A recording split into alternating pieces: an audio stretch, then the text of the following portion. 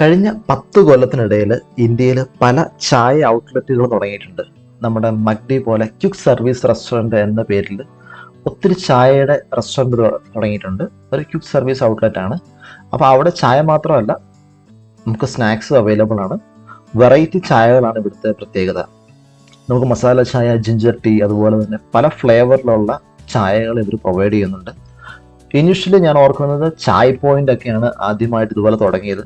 അപ്പോൾ അവരാണ് ഇതുപോലെ ഫ്ലാസ്കുകൾ, അതായത് പോർട്ടബിൾ അല്ലെങ്കിൽ നമുക്ക് യൂസ് ആൻഡ് ത്രോ ഫ്ലാസ്കുകൾ ഇൻട്രൊഡ്യൂസ് ചെയ്തത്. നമുക്ക് ചായ നമ്മുടെ വീട്ടിൽ ഫ്ലാസ്കിൽ എത്തുന്നതായിരിക്കും. ഇതിനകത്തൊരു അലുമിനിയം ഫോയിലുണ്ട്. പുറമെയുള്ള കവറിങ് മാത്രമാണ് എല്ലാവരുടെയും ഡിഫറൻറ്റ്. അകത്തുള്ള സംഭവം എല്ലാം ഒന്ന് തന്നെയാണ്. അപ്പോൾ ഇന്ന് ഞാൻ ചെന്നൈയിൽ ചായ് വാല എന്ന ഒരു പ്ലേസ് കണ്ടിട്ട് എങ്ങനെയുണ്ടെന്ന് അറിയാൻ വേണ്ടി ഓർഡർ ചെയ്തതാണ്. ഇതിന് എല്ലാം കൂടി എനിക്കൊരു 210 രൂപയാണ് ആയത്. 250 ml മസാല ടീ ആണ് മേടിച്ചത്. അതിൻ്റെ കൂടെ ഒരു ക്രീം റോൾ മേടിച്ചിട്ടുണ്ട്, പിന്നെ ഒരു പനീർ പഫ്സും മേടിച്ചിട്ടുണ്ട്.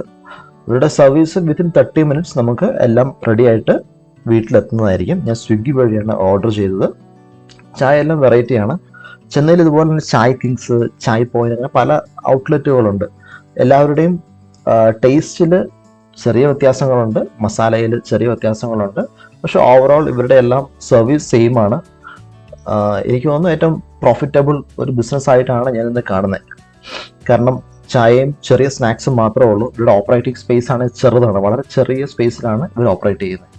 അപ്പോൾ വീഡിയോ ഇഷ്ടപ്പെട്ടു എന്ന് വിചാരിക്കുന്നു. Thank you.